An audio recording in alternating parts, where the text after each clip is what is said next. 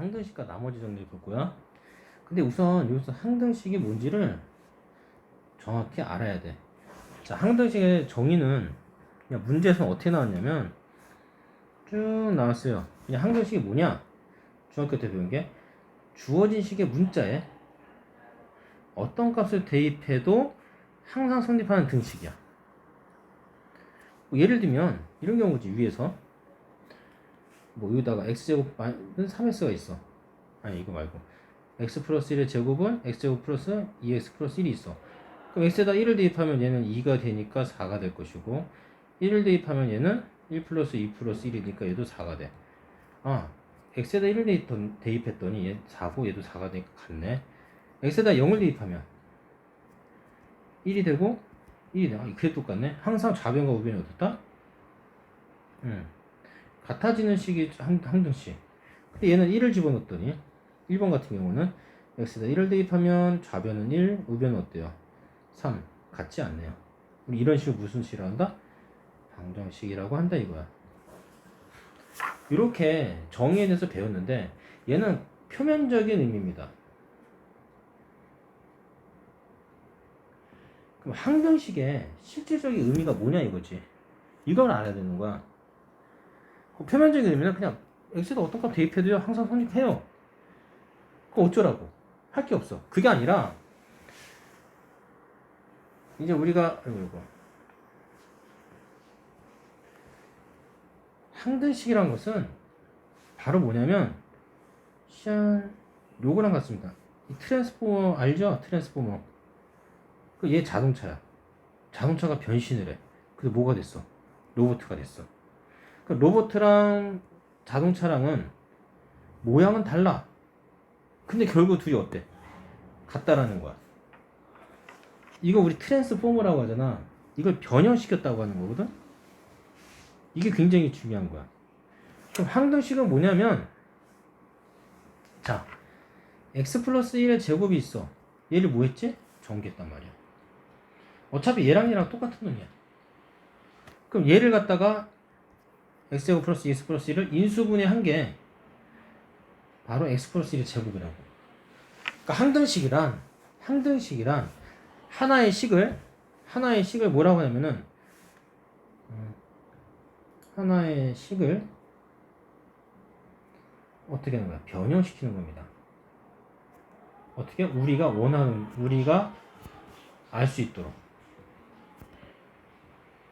그때 다르겠지. 우리가 어떤 정보를 얻기 위해서 변형시키는 것을 항등식이라고 하는 거야.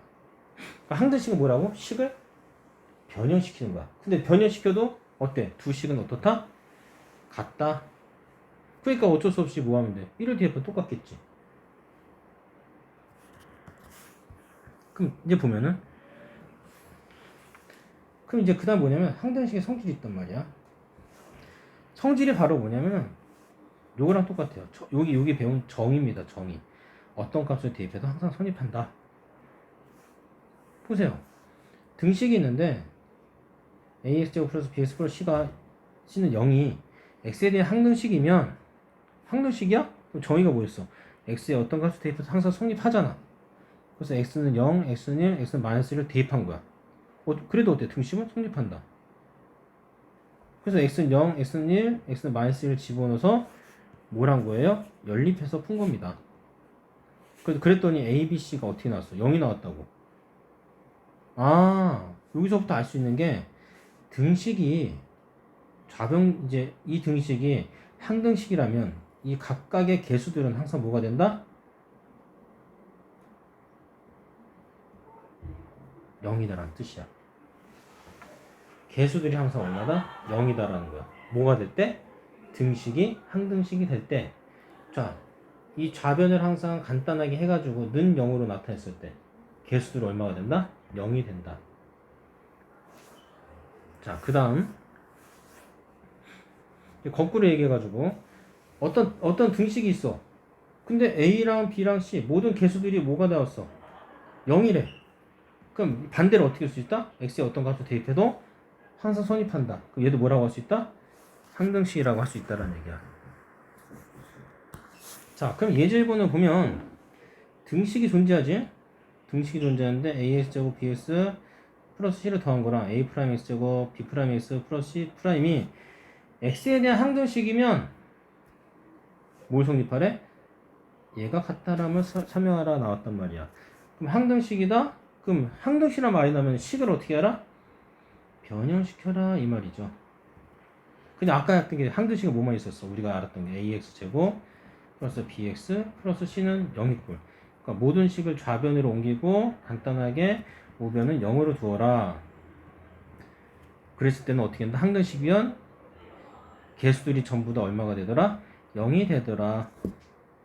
그래서 얘도 어떻게 하냐면은 그대로 이 등식도 요 우변에 있는 식들을 전부 다 좌변을 이항을 해서 한 문자의 그러니까 각각의 식을 계산을 합니다.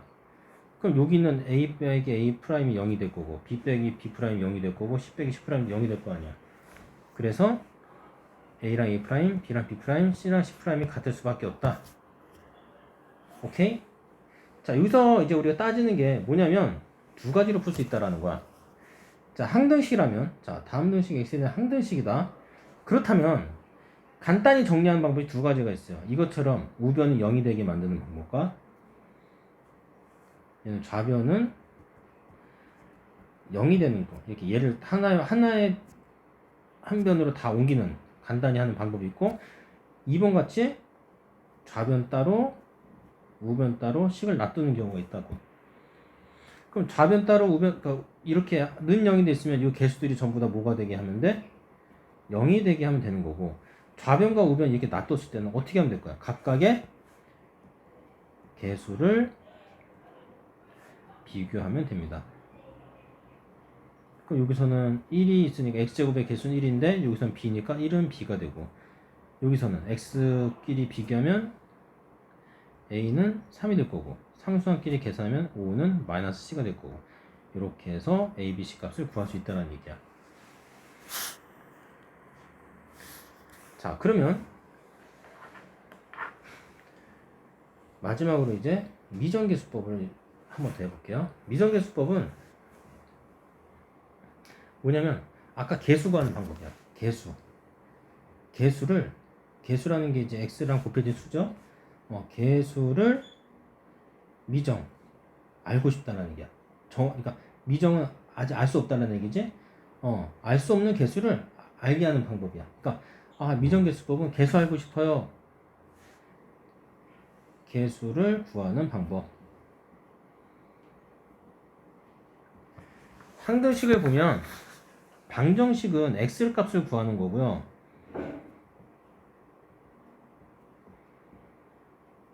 항등식은 개수를 구하는 겁니다. 2차 방정식이 있으면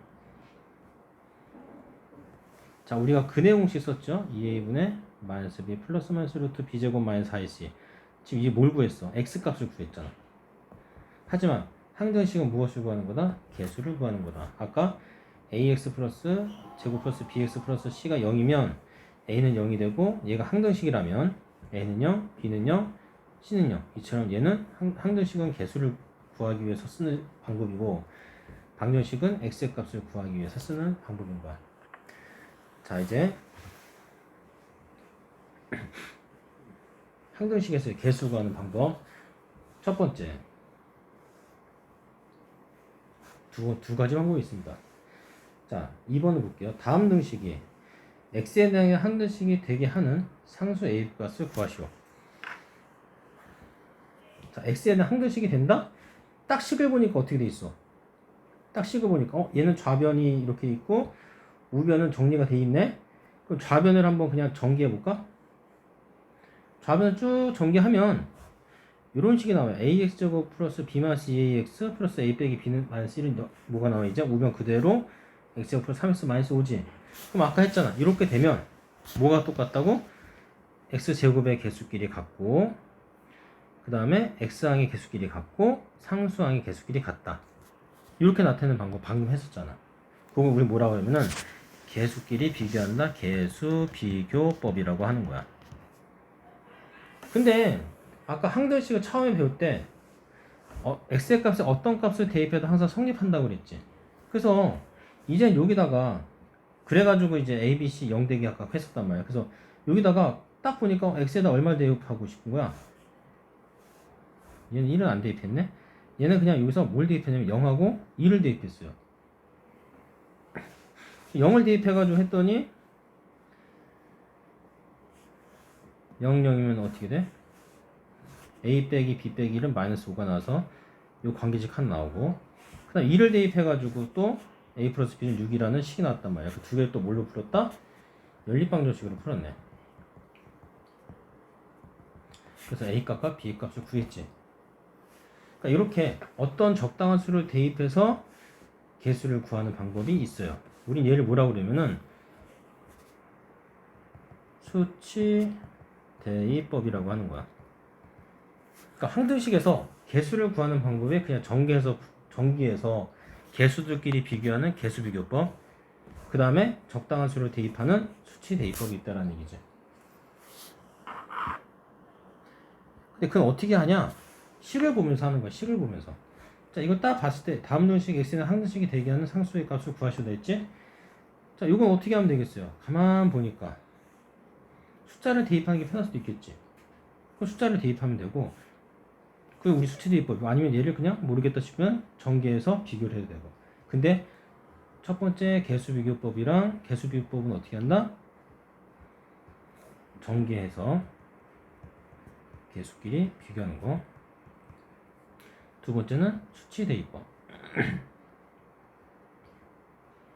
일정한 수를 적당한 수를 어떻게 한다? 대입해가지고 개수를 구한다. 근데 이거는 뭐가 낫다는 거 할 수 없고 그때그때 식을 보면서 우리가 구해보는 거야. 항상 항등식이 나왔을 때는 이 두 가지 방법이 굉장히 많이 이용됩니다. 여기까지 항등식에 대해서 알아봤어요.